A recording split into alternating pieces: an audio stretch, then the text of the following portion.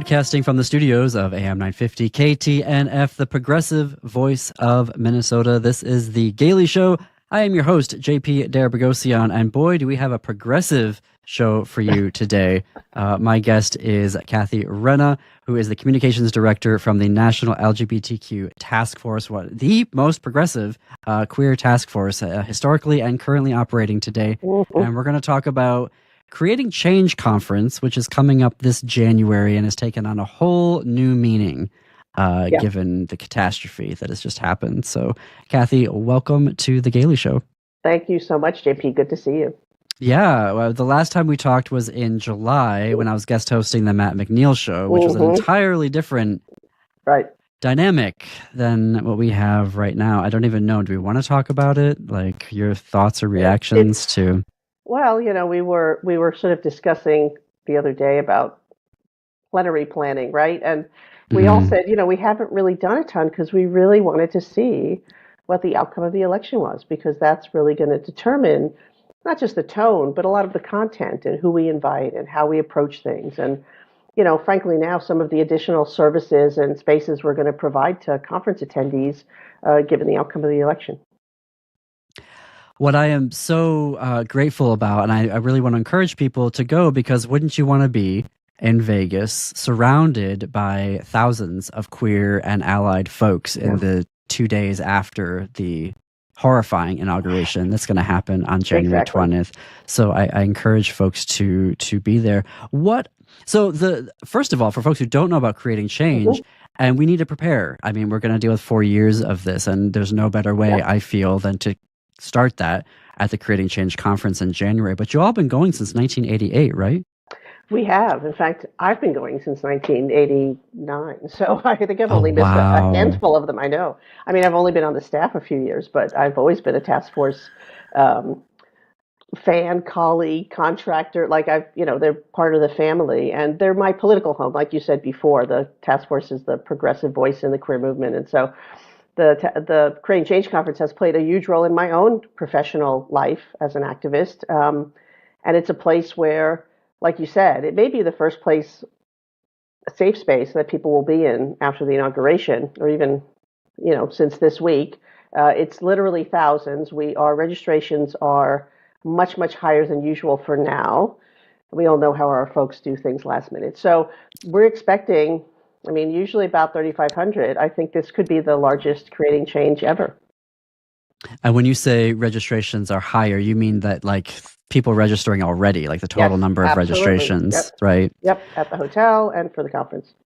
So obviously you all are still in the planning phase and need to figure out, like, you know, what programming to offer, right? But generally speaking, for folks who haven't been there yet, or have been there and maybe are planning again to be there in January, what can folks expect?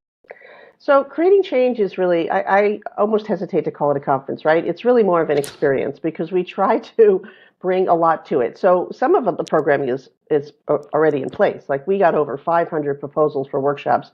We could only do 110 or so. But there are workshops on all kinds of issues, you know, so whatever you're looking to do, whether it's find a space to talk in a deep way about, you know, specific community-focused issues, whether you want to do a training around fundraising, you know, whether you're someone who plans prides in your area, someone who wants to deal with and has to deal with, you know, right-wing extremism. There's something for everyone. But the sort of the backbone of the conference are the plenaries and the DLIs, the day-long institutes. So our plenaries are pretty, you know, the structure and the topics are there. We're going to do one that's similar to the one we did last year about democracy and fascism. You know, maybe we should call this one Fascism and Democracy at this point, right? So like that's going to be an intense but important conversation with movement leaders and thousands of people in the audience. It's not there's a back and forth. There's not you know, we're not just talking at folks. The Creating Change Conference is a place to really do movement building and do strategizing. And, you know, again, like auspicious timing, right immediately after the inauguration. Our final plenary is going to be on safety and security.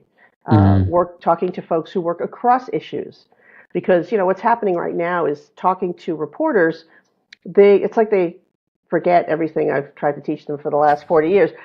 They want to talk about specifically very siloed trans issues or Mm-hmm. LGBT issues, and somebody else is writing about immigration, and I'm having these conversations where I'm saying, no, immigration, it's the first thing, on the chopping block. We're Mm-hmm. talking about mass deportation, and Mm-hmm. our community is disproportionately impacted by that. Trans and non-binary people, especially, who are seeking asylum in this country, or who have come to this country seeking asylum and now are petrified, right, that they're going to face deportation. So this conference really integrates all of those issues. And then, of course, we will have other parts of the plenary process. Kiera Johnson, who our president, who is just extraordinary, motivational, inspirational, and very reality based. We just love her. She's really a visionary, and so she always addresses the plenary in her State of the Movement.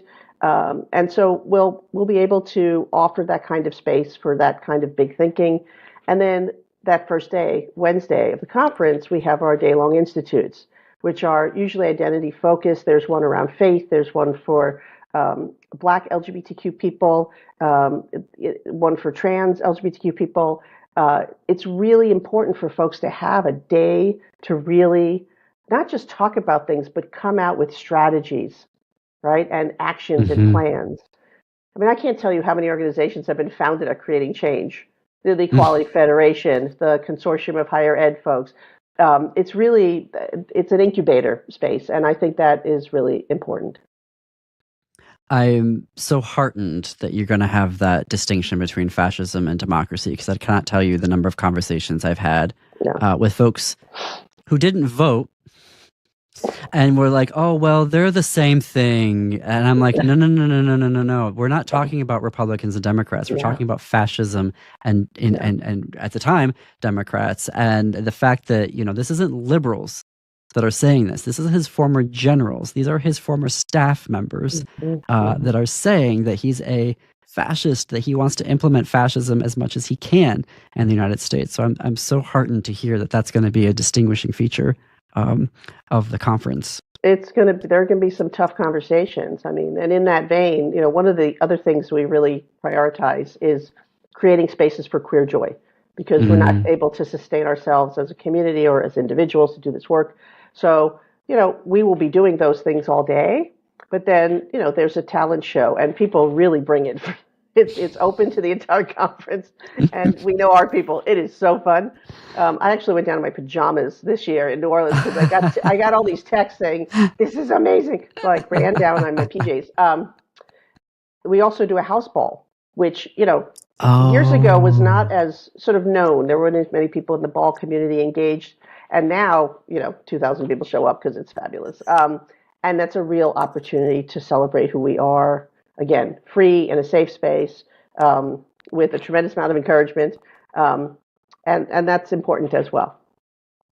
I know it's way too soon. A lot of questions that I've been getting over the past week, or not questions that I've specifically, like I'm an expert or anything, but the conversations that I've been having around what do we even expect? Yeah. How do you begin to wrap your mind around this? And I've been talking about Project 2025 and bringing those up. Like those are literal, like a checklist of things they want to do. It's not just telling people they don't even know about the denaturalization program. And I think that's a failure of our corporate media, that it's not about deporting illegals, about how they're going to go in there and take away people's citizenship who earned it, birthright, all of that. Yes. And so right now, what's your recommendation to folks about how to begin to frame this and even get your mind around it, because it feels just so overwhelming? Yeah, no, I appreciate that. I've been getting a lot of those literally directly too, and also folks who are just literally scared and saying, what can I do between now and January? How do we engage, post inauguration with a new administration, and by not engage with the administration, I'm guessing. But a couple things. One, really, people should understand that our organizations have been working together a tremendous amount, doing scenario planning. And we're not naive. I always joke at work, like, they don't call me worst case scenario Barbie for nothing. Like, that's the way we have to think. It's the only way we'll protect ourselves. And so there is a tremendous amount of thought around what can happen in a lame duck session. How do we address and collaborate when the new administration starts, going down their list? And we're pretty high up, trans kids particularly. things that he can undo very easily, you Mm-hmm. know, like Title IX. I mean, Mm-hmm. that's the kind of stuff that, we're really talking to folks about. I mean, one of the things that, and you can find it on our social, you can find it on the social of the over 150 organizations that signed on, was really a message that, we've got this and we've got us. Like, we really have to come together. One of the most heartbreaking and frustrating and challenging, and I have many words for this, things that I'm seeing are folks in our own community who are falling prey to the tropes of the knee-jerk Monday morning quarterbacking criticism that's coming out, blaming trans folks and a trans Mm-hmm. ad. This was about sexism and racism. Let's be honest. In this Mm-hmm. country, Yeah. which has, never wanted to recognize its own history of racism and sexism and colonization, and seeing leaders who are my peers who've been doing this a very long time, who are like, I'm checking out. Let the kids figure out this pronoun stuff, and it's heartbreaking. I mean, it's infuriating, but lots of things are. It's really heartbreaking because I'm really disappointed. These are the same folks who were saying, "Oh, marriage equality, let's go." I don't care that there's opposition. Let's do it.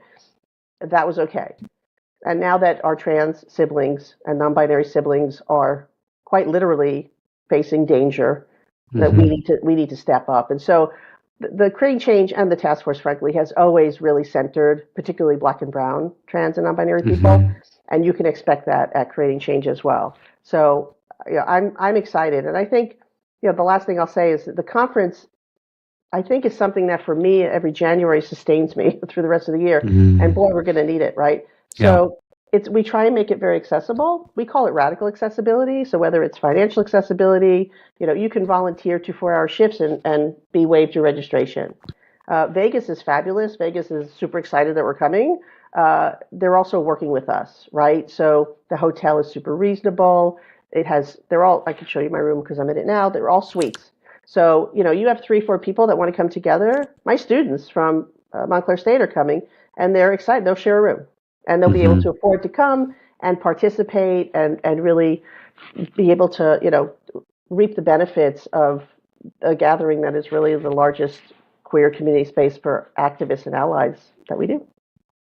I'm glad because I did want to mention to folks that there are a variety of different registration options at Mm-hmm. different fee scales. And I just Mm-hmm. want to know, because you all have it on your website, almost 1,000 people had some type of financial assistance for New Mm-hmm. Yes. Orleans. So that's something that you all are very committed to.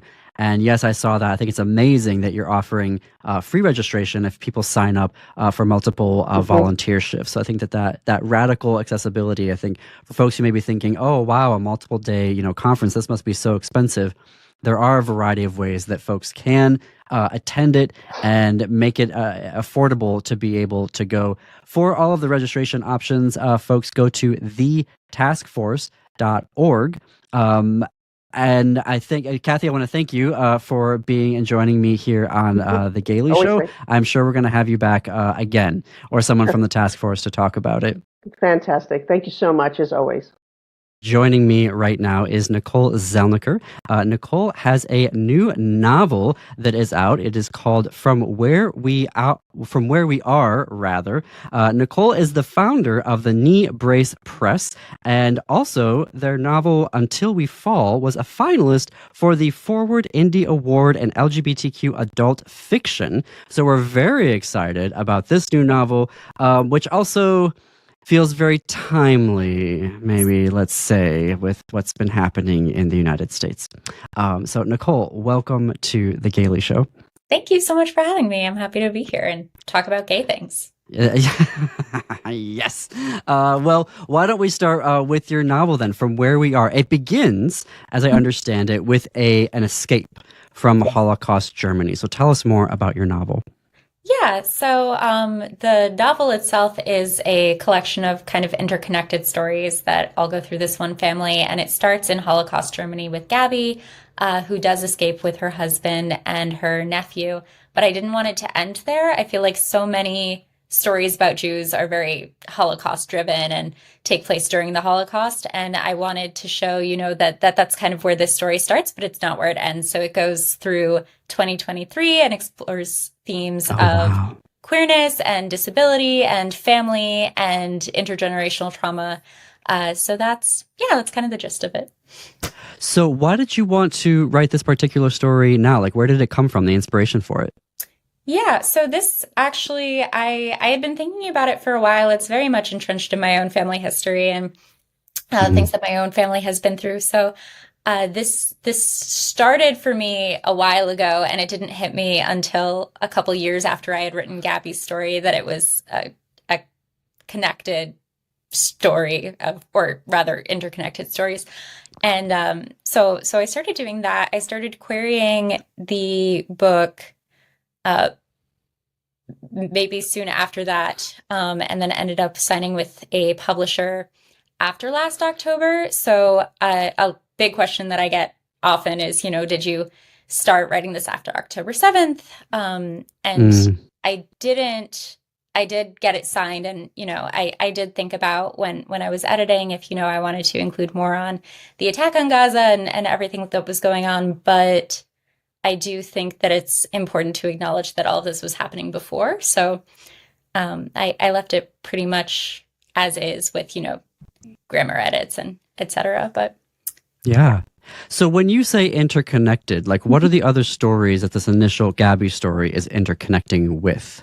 Sure. So Gabby's story is the very first one. There are 8 chapters. So the second chapter then is Gabby's great-grandson, which takes place, many years later. His name is Jason, and it's his story of I'm trying to figure out how to explain it without giving spoilers, but he's living with his grandmother, Gabby's daughter, and so then later we also get a point of view chapter from Rebecca's perspective, Gabby's daughter, and then it kind of branches out to more of the extended family. So like Gabby escapes with her nephew, so that nephew's son has a chapter. So it's all interconnected in that they're all family, and there are different characters mentioned throughout the chapters that are kind of through lines through different chapters. What was that like doing the research for that? Right, because you've got all of this different, time period. So how did that work for each of those different generations? Sure. A lot of it was my own family history. I mentioned before as, someone who is descended from Holocaust survivors. But then a lot of it was also, Googling what were people wearing in the 1950s. And so each chapter kind of had its own. I really sat down to write each of those individually instead of kind of working on all of them at once. So there was a period where I'd sit down and be like, okay, well, Rebecca's story takes place primarily in the 50s. So I'm going to sit down and I'm going to research about the 1950s and research about, Jewish culture specifically in the 1950s. And Rebecca's a lesbian, but is closeted. And so like what that might have looked like in the 1950s. So each story was kind of its own individual process.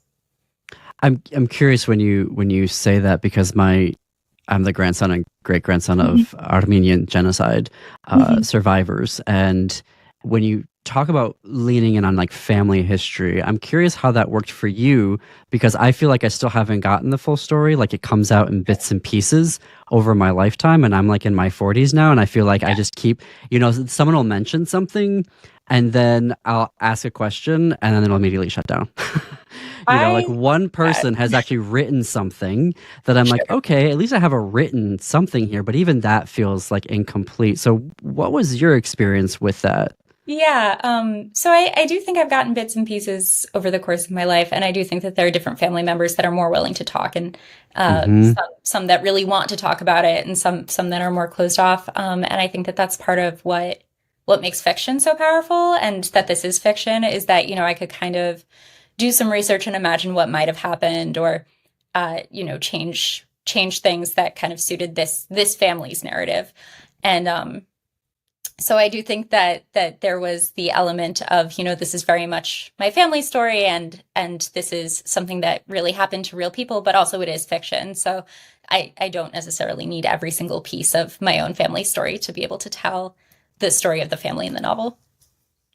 When you're talking about queerness, so statistically, I know that there are queer people in Armenian culture prior to the 21st century, but so much of it was suppressed, and particularly around relationships, and so there's not that oral history there. how did you navigate then wanting to represent? I don't know if the situation though is the same within the Jewish community, particularly when you're looking at writing stories of the 50s and the 60s. How Sure. did you represent that, knowing that, sometimes with those time periods we have to intuit, we have to imagine, which seems weird for talking Yeah. about Yeah. the history. So how did you navigate that?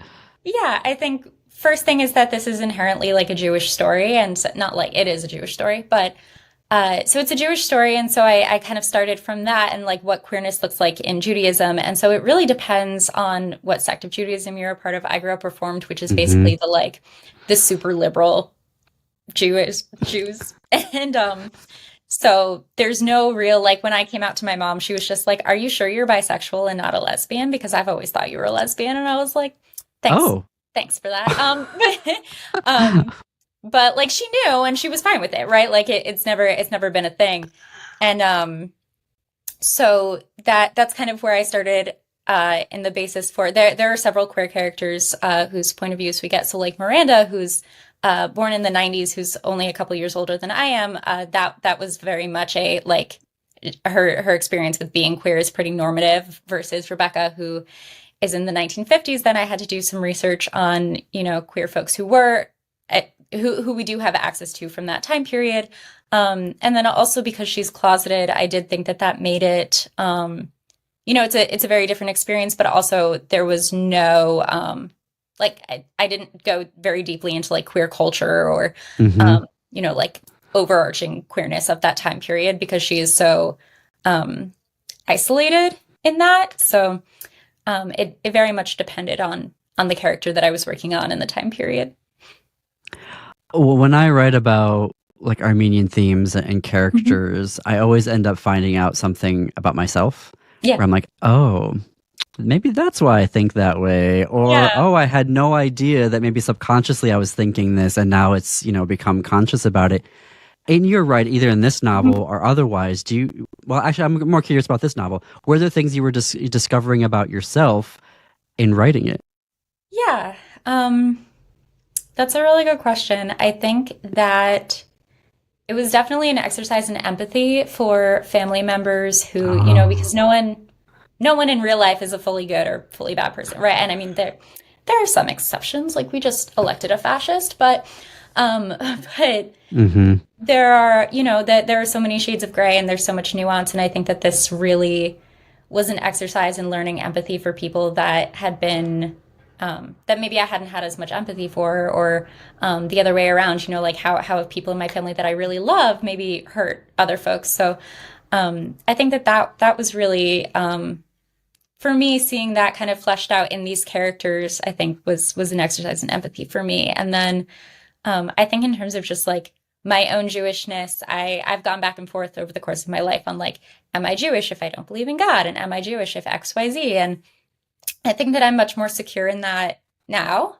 And especially I think given the genocide that's happening in Gaza, I think that I've really needed to be like, okay, this is who I am. And I am, anti-genocide because I'm Jewish, not in spite of it. And there is one character I mentioned before, Miranda, who has kind of a very similar arc to my own in terms of like her experience with Palestine and learning about Palestine. And so I think that was not that I necessarily learned anything new, but I think it really kind of reinforced that like I am Jewish and this is important to me of it all. Mm-hmm. Given the moment, specifically to the United States, where we have elected somebody who, this is not liberals, folks, who have saying he's a fascist. These are literally his former generals and staff that are claiming, he's got advisors around him that are like absolute, Holocaust deniers. Your book is taking on, I feel like, an entirely new significance, particularly, I feel, based off of its interconnected storytelling, right? That it's not just, a historical fiction text of something that happened then, but that was then, it's not happening now.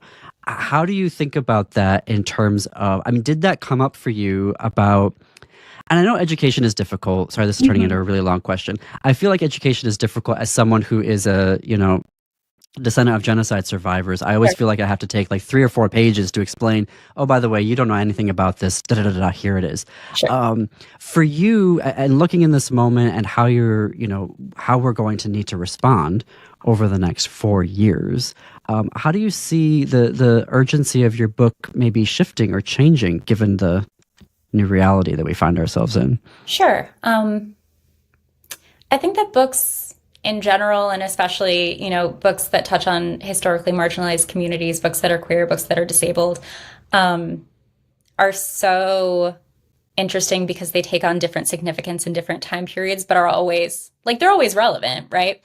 And I think that under Trump, the big thing that I am taking away from, my own work and writing about queer communities and family and everything is just how important it is to be there for each other and to be in community. And so I don't really know what else to say beyond that, but I think that's that's fair. Yeah, that's so important to me. That's fair. Well, Nicole Zelniker, congratulations on the novel From Where We Are. You can purchase your copy everywhere that you get books, and if you don't find it at your local library or your bookstore, tell them to stock it. And very quickly, how can folks connect with you personally? Yes, I am on Instagram and Threads at Nicole Zelniker, just my name, and then on TikTok at Nicole Writes Books. Perfect. Thank you so much for joining us on The Gaily Show. Folks, you can follow us on Threads. I just started up on Threads. If you want to follow us there, follow us on Instagram at _Gaily Show for free tickets to shows that are happening in the Twin Cities. Obviously, you can find us at thisqueerbook.com. And until next Saturday, see you queers and allies in the bookstores.